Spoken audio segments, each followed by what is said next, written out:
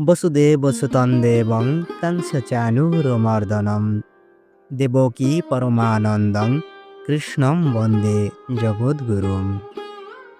ওম নমো ভগবতে বাসুদেবায়। শ্রীমদ্ ভগবদ গীতা যথাযথ প্রথম অধ্যায় অর্জুন বিষাদীয়। ৩৬ নং শ্লোকের শুদ্ধ সংস্কৃত উচ্চারণ ও তার ব্যাখ্যা।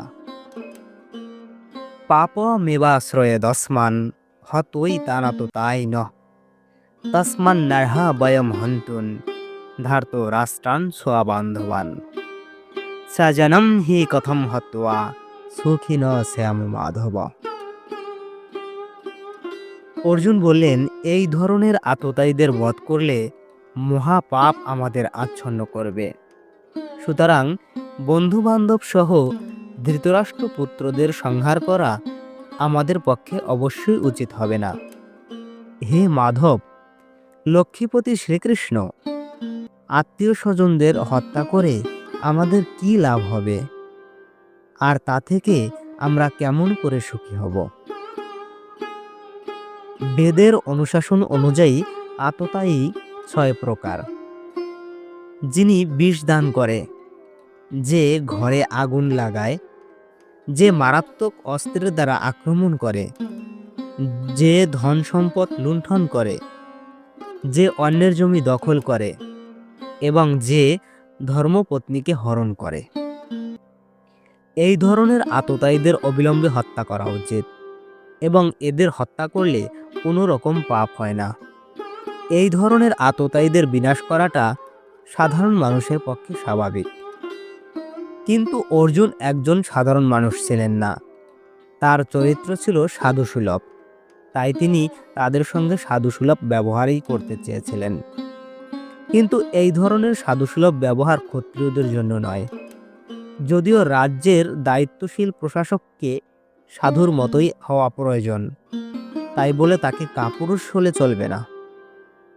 যেমন শ্রী রামচন্দ্র এত সাধু প্রকৃতির ছিলেন যে এখনো মানুষ রামরাজ্যে বসবাস করার জন্য উদগ্রীব, কিন্তু তার চরিত্রে কোনো রকম কাপুরুষতা দেখতে পাওয়া যায় না।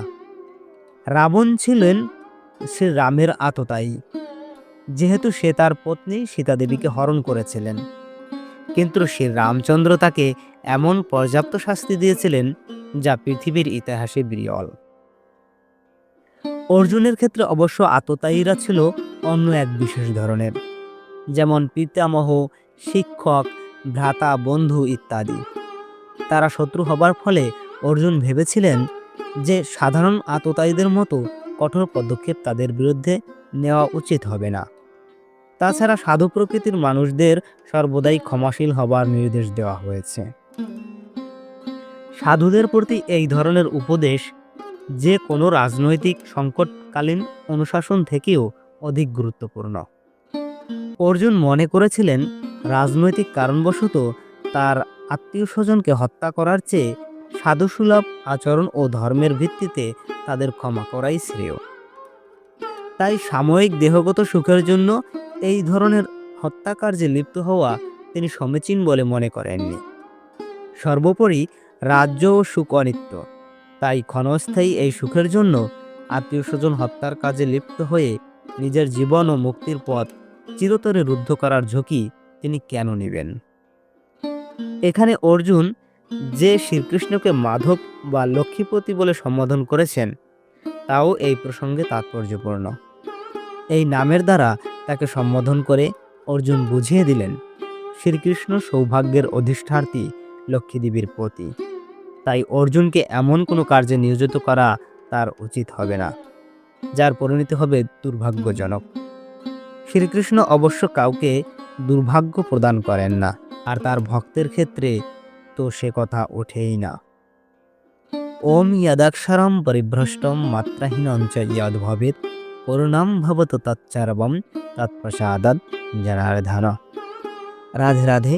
সকল ভক্তের শ্রী রাতুল চরণে দণ্ডবৎ প্রণাম। আজকে এ পর্যন্তই। পরবর্তী ভিডিওতে আমরা পরবর্তী শ্লোক নিয়ে আলোচনা শ্রবণ করব। জয়।